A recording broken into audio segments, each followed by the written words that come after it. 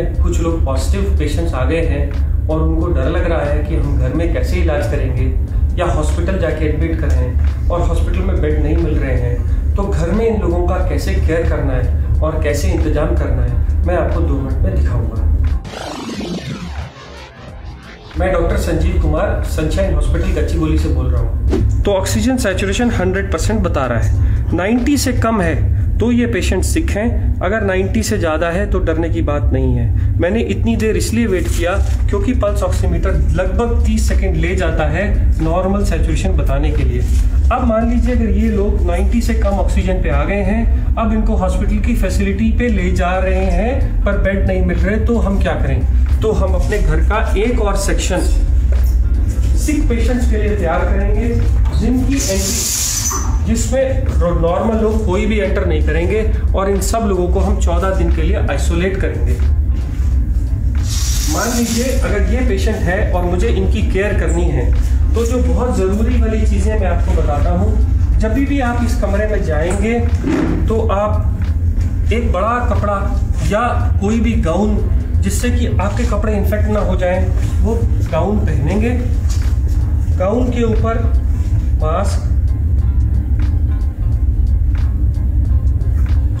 Gown पहन के आपका ये पूरा एरिया कवर हो गया।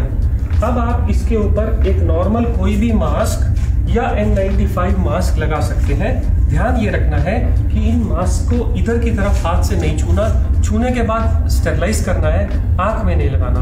आप सिंपल मास्क भी यूज कर सकते हैं, बट इसको रोज डिस्कार्ड करिए। अब क्योंकि ये इन्फेक्टेड जोन है, इसलिए मार्केट में ये प्लास्टिक की बनी शील्ड्स मिलती हैं। इसको अगर आप लगा लेंगे तो आपके सेक्रीशंस बाहर नहीं जाएंगे। ऐसे ही ये मरीज भी मास्क लगाएगा और ये भी शील्ड डालेगा।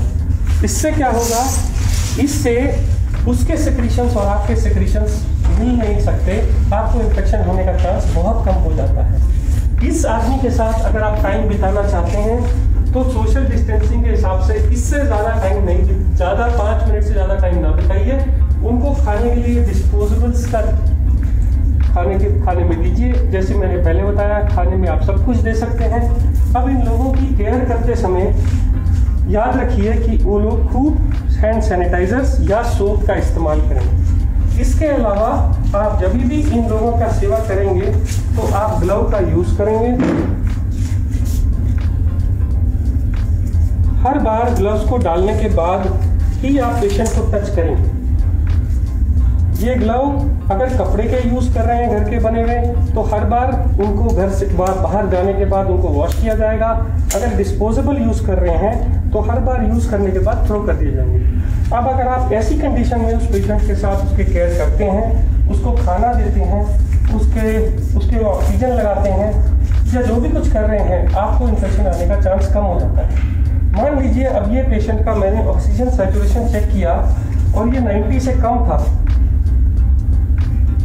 मैंने पल्स ऑक्सीमीटर लगाया और ये पल्स ऑक्सीमीटर लगा के रहने दिया। ये पेशेंट को फीवर भी आ रहा है, इसका ऑक्सीजन भी कम है, तो मैं क्या करूँगा? मैं पल्स ऑक्सीमीटर को लगा ही रहने दूंगा। और ऐसा सिलेंडर मार्केट से मिल जाता है, इसके रीफिल हो जाता है, 400 रुपये पर रीफिल लेता है, 1 महीना चलता है। इसमें एक नॉब रहती है, ये नॉब को अगर आप ऑन करेंगे तो ये लीटर्स बताता है कितने लीटर पे चल रहा है। 5 लीटर पे जनरली जब भी होता है तो ऐसे छोटे नेजल प्रॉन्ग्स हम पेशेंट को लगा सकते हैं।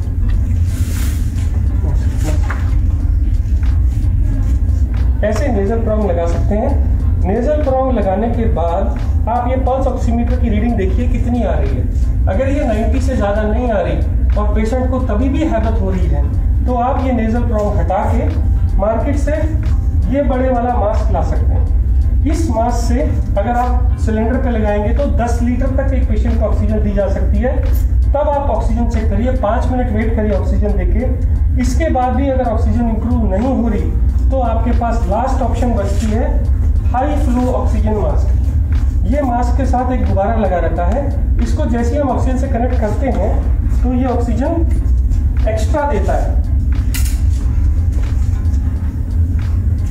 और इसमें आप 15 लीटर तक ऑक्सीजन भर सकते हैं। ये गुब्बारा भर जाने के बाद जब आप लगाते हैं तो पेशेंट की हैबत या ऑक्सीजन सैचुरेशन इंप्रूव कर जाती है। इसको लगाने के बाद आप सैचुरेशन को देखते जाइए, जब वो 90 से ऊपर हो जाए उसको ऐसे ही रहने दीजिए। दिन में ये लोग मास्क 3 से 4 घंटे लगा सकते हैं, और जैसे अगर हैबत होने लगे तो छोटे मास्क पे आ सकते हैं। और अगर हो सके तो सोते वक्त बेड एंड को थोड़ा ऊंचा करके रखिए। अब इस कमरे की सेफ्टी के लिए कि इन्फेक्शन बाहर ना जाए, घर का बना फिनाइल या कोई भी एंटीसेप्टिक सोल्यूशन से घर का पोछा मारिए। अब आप इस कमरे से जब बाहर आने लगे तो आपको सबसे पहला काम क्या करना है, ग्लव उतार के डस्टबिन में फेंक देने हैं, और ये गाउन निकाल के आपको बाहर नहीं जाना। आप ये गाउन को हटा के उसी कमरे में छोड़ देंगे, मास्क शील्ड्स उसी कमरे में छोड़ देंगे, और हैंड वॉश करके आप पूरा हैंड वॉश करके इस कमरे से बाहर आएंगे। 14 दिन तक अगर इन लोगों की ऐसे ही सेवा करी जाए तो ये लोग इम्प्रूव हो जाते हैं।